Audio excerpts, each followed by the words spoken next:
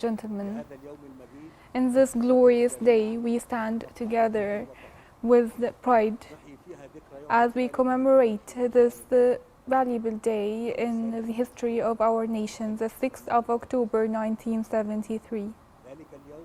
This day, which add to Egypt and to the Arabs a lot of pride and glory, it is the day of victory,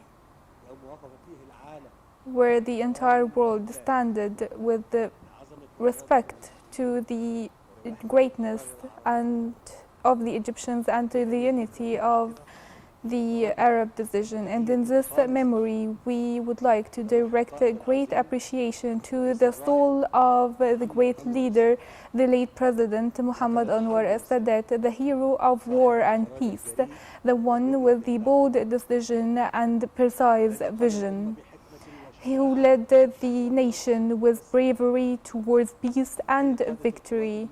We would like also to salute the leaders of the armed forces, each officer and soldier, each martyr who sacrificed and went to heaven, and each injured who bled for the homeland, each who met the call of Egypt in this defining moment in history. The Egyptian flag will always be waving, and we would here commemorate this great memory, and we do not only revive it to celebrate it, but also to have insights. The epic of the October 6th taught us that victory is not given but taken, and that precise planning and sincere work, hard work and coordination among state institutions and the cohesion of the internal front are the keys to success and glory. As the verse from Quran, when you stand by God, God stands by you. With this certainty, Egypt achieved glory and victory, and by God we will keep doing so until Judgment Day. From the spirit of October, we have our willpower to build the new Egypt, modern Egypt, Egypt that is suitable to its position and history, worthy of being at the forefront of nations. We are working hard to build a modern state, advanced state, that really highlights the true standing of Egypt in a world that only recognizes the strong. We are building entrenched institutions and launching developmental projects, and we are redrawing the future once again, so that Egypt is how it is supposed to be, pioneering and advanced and influential. If these principles were led us to victory in October 1973, today, amidst what our region is going through of consecutive challenges, we really need to call these principles once again, apply it as an entrenched approach in our political and social lives. The regional situation is no longer bearable, and our circumstances require us to be responsible enough. We need to call upon this spirit to overcome current challenges and to advance our situation.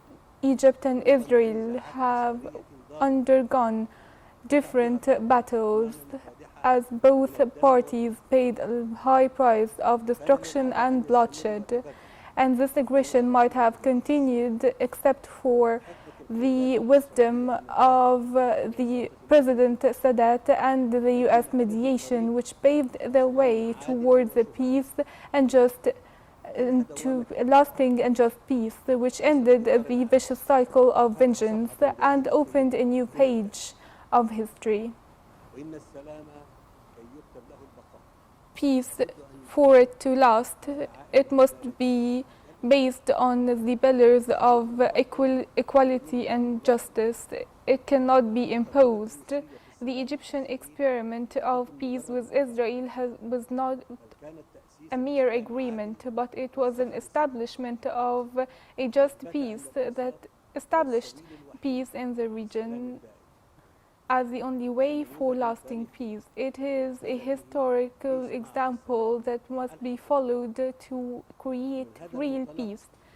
And from this standpoint, we completely believe that true peace for the Middle East will never be achieved except with the establishment of the independent Palestinian state in accordance with the international legitimacy resolutions returning rights to their owners. Peace imposed with force, it will never last, but peace based on justice is the one that lasts, with coexistence and sustainable coexistence among peoples. In this context, I can here salute and appreciate the US President Donald Trump for his initiative seeking a ceasefire in the Gaza Strip.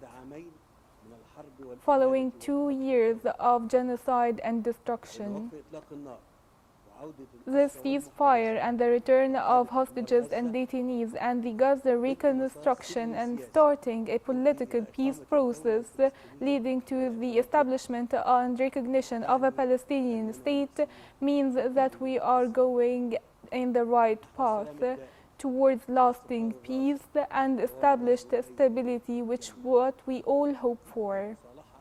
Reconciliation and not confrontation, which is the only way to build a secure future for our sons and daughters.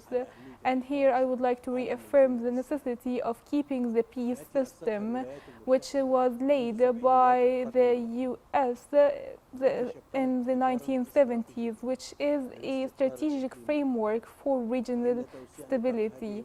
And expanding this system will only happen with entrenching its pillars on the basis of justice and guaranteeing all rights to coexist, to end conflicts, and to launch the capabilities of integration and cooperation all around the region. Great people of Egypt, in conclusion, I would like to reassure you that the Egyptian army is still following its message and mission to preserve the country and the people's rights. A patriotic army serving the people, ready to sacrifice their souls and standing strong in the face of any challenge. I would like to salute the armed forces and the martyrs who sacrificed their blood for the homeland, and for our heroes and soldiers who are serving so that the Egyptians can flourish. To many happy returns, and always long live Egypt, long live Egypt, long live Egypt. May peace be upon you.